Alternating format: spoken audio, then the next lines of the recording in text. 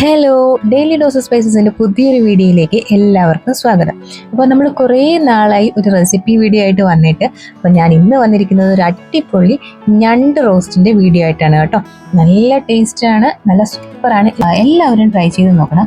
ഞണ്ട് റോസ്റ്റൊക്കെ വെക്കാൻ അറിയാത്ത ബിഗിനേഴ്സിനൊക്കെ വളരെ ഹെൽപ്ഫുള്ളായിരിക്കും. അപ്പോൾ എല്ലാവരും ഒന്ന് കാണാം കേട്ടോ.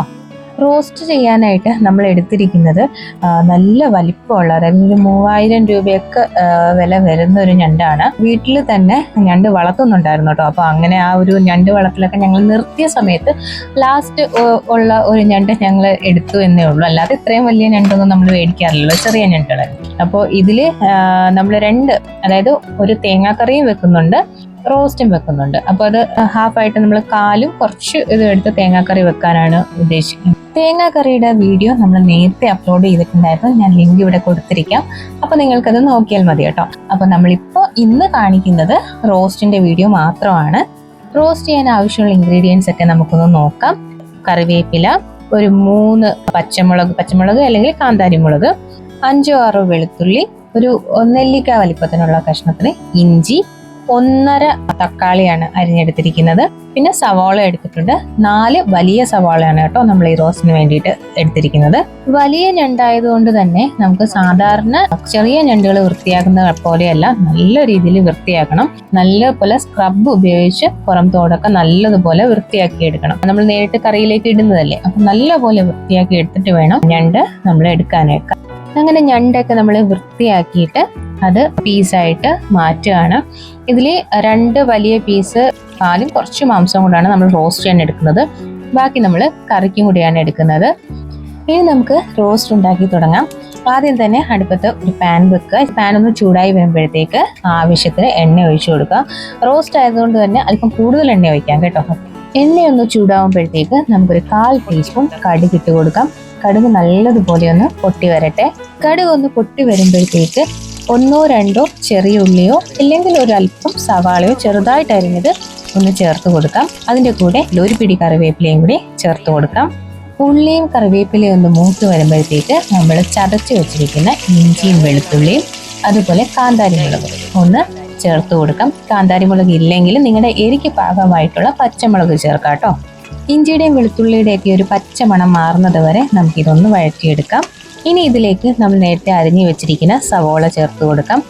ആവശ്യത്തിന് ഉപ്പും ചേർത്ത് നല്ലതുപോലെ ഒന്ന് വഴറ്റിയെടുക്കാം. നമ്മൾ ഏത് റോസ്റ്റ് ചെയ്യുകയാണെങ്കിലും ഉള്ളി അല്ലെങ്കിൽ സവാള നല്ലതുപോലെ വഴറ്റിയെടുക്കണം. എത്ര വഴറ്റിയെടുക്കാമോ അത്രയും ടേസ്റ്റ് ആയിരിക്കും കേട്ടോ നമ്മുടെ റോസ്റ്റിന്. അതുപോലെ എണ്ണയും ഇച്ചിരി മുന്തി നിൽക്കണം, അങ്ങനെയാണ് റോസ്റ്റിന് ടേസ്റ്റ് കൂടുക. ഇനി നമ്മുടെ റോസ്റ്റിലേക്ക് ചേർക്കാനുള്ള പൊടികളൊക്കെ ഇവിടെ റെഡിയാക്കി വെച്ചിട്ടുണ്ട്. 2 table spoon Kashmiri chilli powder, അതിൻ്റെ കൂടെ തന്നെ 1 ടീസ്പൂൺ എരിയുള്ള മുളക് പൊടിയും കൂടിയാണ് കേട്ടോ ചേർത്തിരിക്കുന്നത്. മല്ലിപ്പൊടി 2 ടേബിൾ സ്പൂൺ മല്ലിപ്പൊടി എടുത്തിട്ടുണ്ട്. 1 ടീസ്പൂൺ അളവിലാണ് മഞ്ഞൾപ്പൊടി എടുത്തിരിക്കുന്നത്. 1 ടീസ്പൂൺ കുരുമുളക് പൊടിയും 1 ടീസ്പൂൺ ഗരം മസാലയും ചേർത്തിട്ടുണ്ട്. ഈ പൊടികളെല്ലാം ഉള്ളിയിലേക്ക് നമ്മൾ വഴറ്റിക്കൊണ്ടിരിക്കുന്ന സവാളയിലേക്ക് ചേർത്തിട്ടുണ്ട്. അപ്പോൾ ഇതെല്ലാം കൂടെ നല്ലതുപോലെ ഒന്ന് മിക്സ് ചെയ്ത് കൊടുക്കുക. ഈ പൊടികളുടെയൊക്കെ ആ ഒരു പച്ച മണമൊക്കെ മാറി നല്ലൊരു ഫ്ലേവർ വരണം. അതുപോലെ തന്നെ നമ്മുടെ ഉള്ളിയും പൊടികളും എല്ലാം കൂടെ മിക്സായിട്ട് നല്ലൊരു ഫ്ലേവറായിട്ട് വരണം. അപ്പം നല്ലതുപോലെ വഴറ്റിയെടുക്കണം. നമ്മുടെ റോസ്റ്റ് എന്ന് പറയുമ്പോൾ നല്ലപോലെ വഴണ്ട് വന്നാലേ ആ ഒരു ടേസ്റ്റ് വരുള്ളൂ. അപ്പോൾ എത്രത്തോളം നമ്മൾ ഉള്ളിയൊക്കെ വഴറ്റിയെടുക്കാവോ അത്രത്തോളം നമുക്ക് ടേസ്റ്റ് കൂടുകയാണ് ചെയ്യുന്നത്. ഉള്ളിയൊക്കെ നല്ലതുപോലെ ഒന്ന് വഴണ്ടി വരുമ്പോഴത്തേക്ക് നമ്മൾ അരിഞ്ഞു വെച്ചിരിക്കുന്ന തക്കാളിയും കൂടി ഇതിലേക്ക് ചേർത്ത് കൊടുക്കാം. തക്കാളിയൊക്കെ നല്ലതുപോലെ മിക്സ് ചെയ്ത് കൊടുക്കാം. അതൊന്ന് വഴറ്റി കൊടുക്കണം. അപ്പോൾ അതിലെ ആ ഒരു തക്കാളിയൊക്കെ നല്ലതുപോലെ ഇതിലേക്ക് അങ്ങ് ചേർന്ന് വരും. ആ ഒരു പരുവം വരെ നമ്മൾ വഴറ്റിയെടുക്കണം. അപ്പോൾ തക്കാളിയൊക്കെ വഴണ്ട് വന്നിട്ടുണ്ട്. ഇനി നമ്മൾ ക്ലീൻ ചെയ്ത് വെച്ചിരിക്കുന്ന ഞണ്ട് ഇതിലേക്ക് ചേർത്ത് കൊടുക്കാം. നേരത്തെ ഞാൻ പറഞ്ഞതുപോലെ വലിയ ഞണ്ടായിരുന്നു, അപ്പോൾ അത് കറിയായിട്ടും റോസ്റ്റായിട്ടുമാണ് ചെയ്യുന്നത്. ഈ ഗ്രേവിയൊക്കെ ഞണ്ടിൻ്റെ പുറത്തേക്കൊക്കെ ഒന്ന് ആക്കി ചെറുതായിട്ട് ഉടയാത്ത രീതിയിൽ ഒന്ന് മിക്സ് ചെയ്ത് കൊടുക്കാം. ഗ്രേവിയിൽ ഉപ്പ് നോക്കിയിട്ട് കുറവുണ്ടെങ്കിൽ ഈ സമയത്ത് കുറച്ച് ഉപ്പും കൂടെ ചേർക്കാം. ഞണ്ടൊന്ന് വെന്ത് വരാൻ വേണ്ടിയിട്ട് നമുക്കിതൊന്ന് മൂടി വെച്ച് വേവിച്ചെടുക്കാം. ഏകദേശം ഒരു 10-15 മിനിറ്റ് ഒക്കെ ആയിട്ടുണ്ട്. നമ്മൾ തുറന്ന് നോക്കി, നല്ല ഫ്ലേവറാണ്, നല്ല മണമാണ് വരുന്നത് കേട്ടോ ഞണ്ട് റോസ്റ്റിൻ്റെ. അപ്പോൾ നമ്മുടെ വളരെ രുചികരമായിട്ടുള്ള ഞണ്ട് റോസ്റ്റ് ഇവിടെ തയ്യാറായിട്ടുണ്ട്. ഈ റെസിപ്പി തന്നെയാണ് കേട്ടോ ഞങ്ങൾ എപ്പോഴും ഫോളോ ചെയ്യുന്നത്. നിങ്ങൾക്ക് റോസ്റ്റ് ഇത്രയും കൂടെ ഡ്രൈ ആയിട്ട് വേണമെന്നുണ്ടെങ്കിൽ ഈ സമയത്ത് തുറന്ന് വെച്ച് കുറച്ച് നേരം ഒന്ന് വഴറ്റിയെടുത്താൽ മതി. നമ്മളിപ്പം കുറച്ച് ഗ്രേവിയുള്ള രീതിയിലാണ് കേട്ടോ എടുക്കുന്നത്. കാരണം ചോറിൻ്റെ കൂടെയൊക്കെ കുഴച്ച് കഴിക്കാനായിട്ട് ആ ഒരു രീതിക്കാണ് ചെറിയൊരു ഗ്രേവി വെച്ചേക്കുന്നത്. ഇത്രയും ഗ്രേവി വേണ്ടാന്നുണ്ടെങ്കിൽ കുറച്ച് നേരം ഒന്ന് തുറന്ന് വെച്ച് വഴറ്റിയെടുത്താൽ ആ വെള്ളമൊക്കെ ഒന്ന് വറ്റി നല്ലൊരു റോസ്റ്റ് ആയിട്ട് കിട്ടും കേട്ടോ. ഇതാ നമ്മുടെ ഞണ്ടും കാലൊക്കെ ഇരിക്കുന്നതുകൊണ്ട് ഒരു കണ്ടാലും ഒരു പറ ചോറ് കഴിക്കാൻ തോന്നും അല്ലേ. അപ്പോൾ എല്ലാവർക്കും ഈ വീഡിയോ ഇഷ്ടപ്പെട്ടെന്ന് വിചാരിക്കുന്നു.